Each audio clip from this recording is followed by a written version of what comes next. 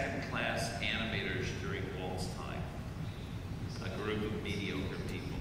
And they were so deeply threatened by this influx, these new young talent coming into the studio from Cal Arts, where I came from. My classmates were Tim Burton, Brad Bird, John Lasseter, and kind of many others. And we were young and we were on fire about the stuff that we could do in animation. And they were so threatened by us, they refused to listen, and they kind of squished us. And I eventually got fired because I didn't take no for an answer when I felt like something was really important. I kept going around the people to hire and hire people, and I stepped on a lot of toes that way. But it was all to try to make the product better. So when I went up to Lucasfilm and worked with Ed Catmull, I said, I'm amazed at all these great people. How did you get it? And Ed Catmull said, it's easy. I just try to hire people that are smarter than myself. And I laughed at that statement, but it was so deep, because Ed is really, really smart. To be smarter than him, that's a pretty smart person. But also Ed was comfortable in his own ability to let other people shine, to let other people become successful and become kind of notable, or stars, you might say, within the computer graphics world. And he encouraged that. And so that became the foundation on which we built Pixar. So we've always bet, like I tried to hire, I was the only animator at Pixar for a long time, the only artist. And so when it came time to hire other animators, the first one I hired after myself was Andrew Stanton, and the next one was Pete Docter. And then I was able to get Brad Bird to come to the studio that I went to college with. And, we just kept building amazing people like this in both the technical world and the artistic world. And we just worked together as a group. It's very important to have, in this kind of environment, an honest communication. So we tell each other really what's working, what's not working. And to me, I try to break down all hierarchy, meaning that I don't believe there's a hierarchy in a good idea. A great idea can come from myself, the Chief Creative Officer, or the receptionist, which he sees a movie and suggests something. And so that's what we try to make the whole studio that way. So that's why we always bet on the people. And it's a filmmaker-driven studio, meaning that I want the ideas to come from the filmmaker, the director, his co-writer, the story, his head of story. It's because I want them to have a story that they are dying to tell, and then they kind of live this story, and it becomes so much a part of our stories come from our own lives and our own experiences and the people we know and love. And that's what makes it really personal and very special.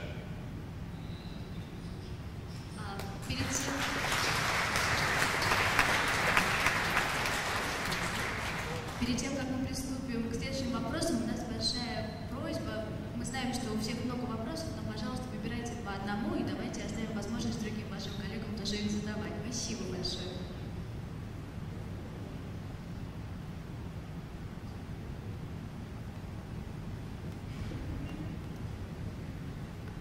Здравствуйте, Джон. Спасибо большое, что приехали к нам. Очень приятно видеть такую легендарную личность, как вы, в Москве. Меня зовут Алексей, студия «Анимационный аэроплан», город Москва. У меня один вопрос и один маленький подарок. Мой супервайзер по анимации отпустил меня раньше с работы при условии, что я вам подарю диск с нашими мультиками. Если вы позволите это сделать. Yes, you may. I don't want you to lose your job over me. Спасибо большое. Да, это наш современный анимационный сериал, детский и познавательный. Вот. Я выполнил свой долг. И вопрос у меня следующий. Существует ли, по вашему мнению, страны в мире на данный момент, способные дать достойную, быть достойными конкурентами в анимационной индустрии Америки в целом и в частности с анимационной студией Pixar? Спасибо. Yes, I mean, to me, I don't ever think of any animation studio anywhere in the world, whether it's the United States or elsewhere, as being competition to us. I always think that making animated films is like sitting in a really big hot tub, and the water is fantastic. You know, there's plenty of room for everybody. You know, I'm very, very supportive because it's a great medium. It's so much fun to work in. When you make a film that really touches people, it's a fantastic feeling, and I really would love to see. You know, America doesn't have a corner on the market of good ideas. I think the world is full of very talented storytellers, and it's a great medium to work in. So I really am very excited to see work being done, you know, by other studios, other people. And, you know, the challenge is it's a very time-consuming medium, therefore it takes a long time with a lot of people, so they can be kind of expensive, but there's also ways to do it more inexpensively. But animation is a fantastic medium. If here's a Steve Jobs story. He was my colleague for 25 years. He's like a brother to me. Absolutely brilliant. When I was working on Toy Story, the first feature film that we were doing at Pixar, it's before he went back to Apple. And we were talking one day, and Steve was brilliant. And he had this way that I could tell when he started, you know, really thinking deeply. He would kind of stare past me and just kind of look off in the distance.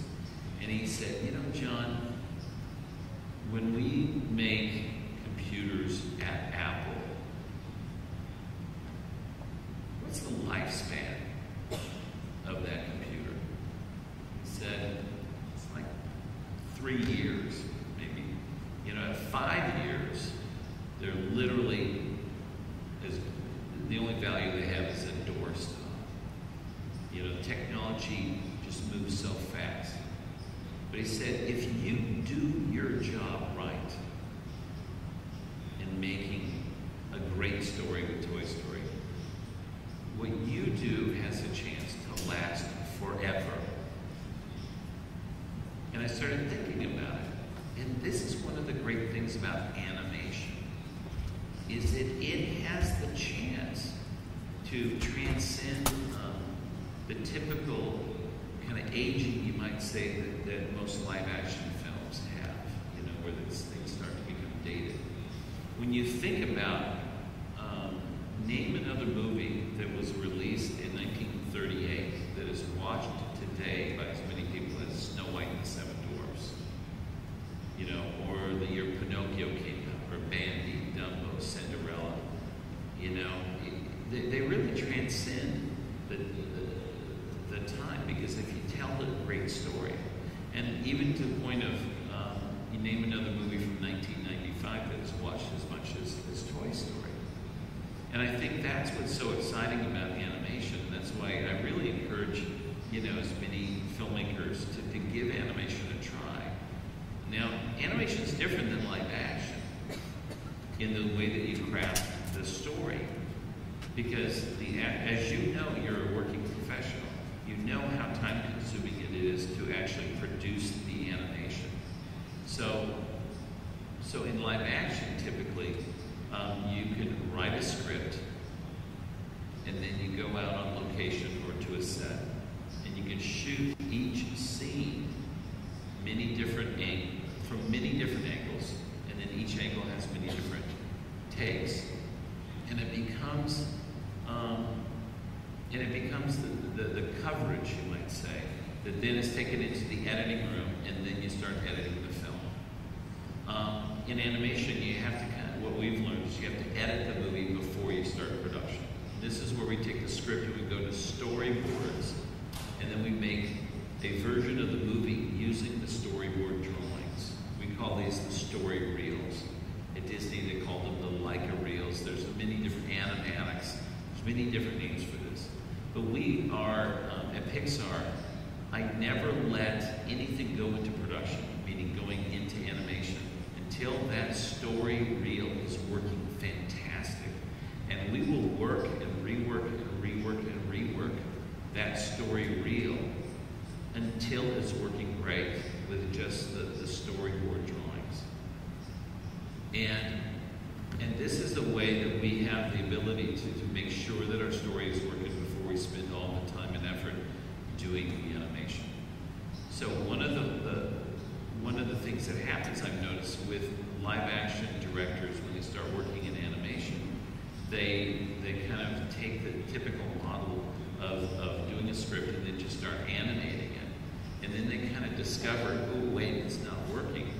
But they've kind of used up the manpower to animate it the first time through. They want to kind of make some changes and stuff. So spend some effort to storyboard the whole movie out and take a look at it and rework it and rework it. Get a group of really trusted colleagues around you to tell you the truth. And that is one of the ways, it's kind of one of the secrets that we do. It's really hard work. It takes a long time. But it's the way that we focus on the story and the character before we go into animation.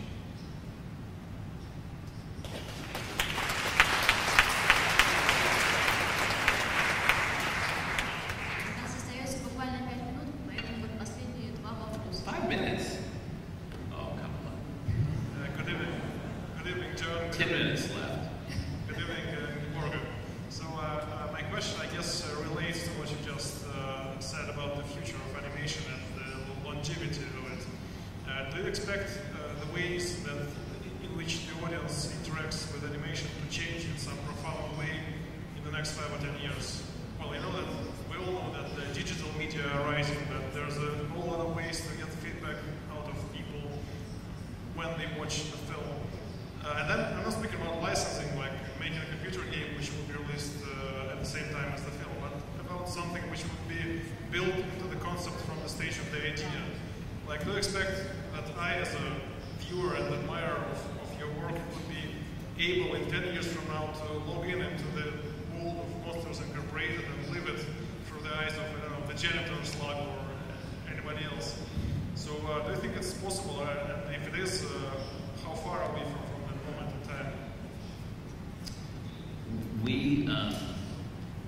It's interesting because with all the new media that is coming out, there's different types of storytelling and so on. With video games, it's a really fantastic way to tell a story that is interactive. Meaning the person who's playing the game really has control over where he wants to take the story. And I find that very interesting. But it's one of those things that it really is you experiencing a one-on-one with the game. The kind of storytelling that we like to do, is more of a thing where it's a shared audience experience up on the big screen. And it's really something that we're very, we really love the kind of 3-act story structure that we've been working with and doing these bigger kind of shared audience experiences. There's an interesting thing that's going on, that with ourselves at Pixar, that there's you take and create the movie as the original, creating the story, the characters, and the world. And then afterwards, you can do a lot of very interesting things with that world that you've created and the characters.